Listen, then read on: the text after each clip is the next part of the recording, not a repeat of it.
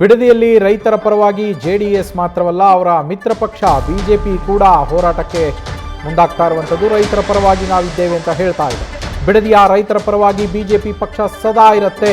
ರೈತರನ್ನ ಒಕ್ಕಲೆಬ್ಬಿಸುವ ನಿರ್ಧಾರ ಅಕ್ಷಮ್ಯ ಅಪರಾಧ.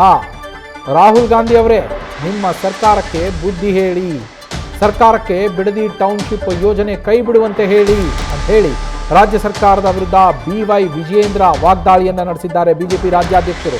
ಈ ಹಿಂದೆ ವಿಧಾನಸಭೆ ವಿರೋಧ ಪಕ್ಷದ ನಾಯಕರಾಗಿರುವಂತಹ R ಅಶೋಕ್ ಅವರು ಕೂಡ ಬೆಂಬಲವನ್ನು ಸೂಚಿಸಿದ್ರು. ಅವರು ಕೂಡ ಆ ಪ್ರದೇಶಗಳಿಗೆ ಭೇಟಿಯನ್ನ ಕೊಟ್ಟಿದ್ರು.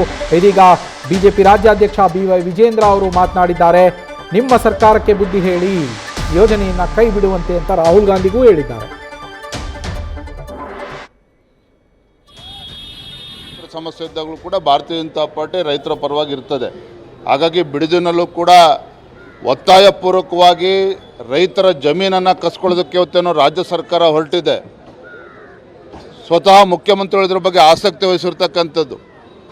ಇವತ್ತು ಒಳ್ಳೆ ಆಡಳಿತ ನೀಡ್ತೇವೆ ಅಂಥೇಳಿ ರೈತರನ್ನು ಒಕ್ಕಲೆಬ್ಬಿಸ್ತಕ್ಕಂಥ ಕೆಲಸ ಮಾಡೋದಕ್ಕೆ ಏನು ಸರ್ಕಾರ ಹೊರಟಿದೆ, ಇದು ಅಕ್ಷಮ್ಯ ಅಪರಾಧ.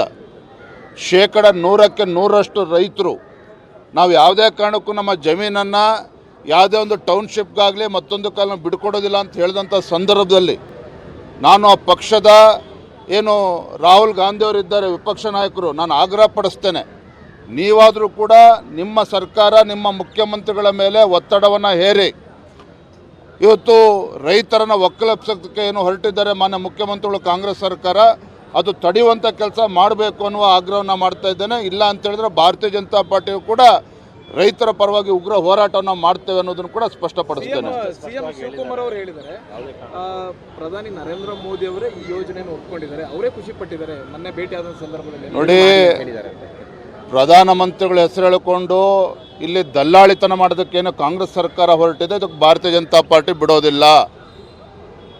ರೈತರ ವಿಶ್ವಾಸಕ್ಕೆ ಏನು ಹೇಳ್ತದೆ, KDB ರೂಲ್ಸ್ ಏನು ಹೇಳ್ತದೆ, 70-80% ರೈತರು ಒಪ್ಪಿಗೆ ಕೊಟ್ಟ ಮೇಲೆ ಭೂ ಸ್ವಾಧೀನ ಮಾಡಬೇಕಾಗಿರ್ತಕ್ಕಂಥದ್ದು.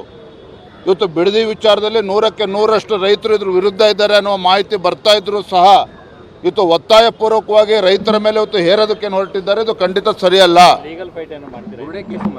ಅದೇ ಎಲ್ಲೇ ರೈತರು. ಇದು BY ವಿಜಯೇಂದ್ರ ಅವರ ಆಕ್ರೋಶದ ನುಡಿಗಳು. ಪ್ರಧಾನಿಗಳ ಹೆಸರನ್ನ ಬಳಸಿ ದಳ್ಳಾಳಿತನ ಮಾಡೋದಕ್ಕೆ ಮುಂದಾಗಿದ್ದಾರೆ. ಇದು ಅಕ್ಷಮ್ಯ ಅಪರಾಧ. ಈ ರೀತಿ ಮಾಡೋದಕ್ಕೆ ಬಿಡೋದಿಲ್ಲ. ರೈತರ ಭೂಮಿಯನ್ನ ಏನಾದರೂ ಸ್ವಾಧೀನ ಪಡಿಸ್ಕೊಂಡ್ರೆ ನಾವು ಉಗ್ರ ಹೋರಾಟ ಮಾಡ್ತೀವಿ ಅಂತೇಳಿ ವಿಜಯೇಂದ್ರ ಎಚ್ಚರಿಕೆಯನ್ನ ನೀಡಿದ್ದಾರೆ. ನ್ಯೂಸ್ ಫಸ್ಟ್, ನಿರ್ಭೀತಿಯಿಂದ ನಿಮ್ಮ ಪರವಾಗಿ.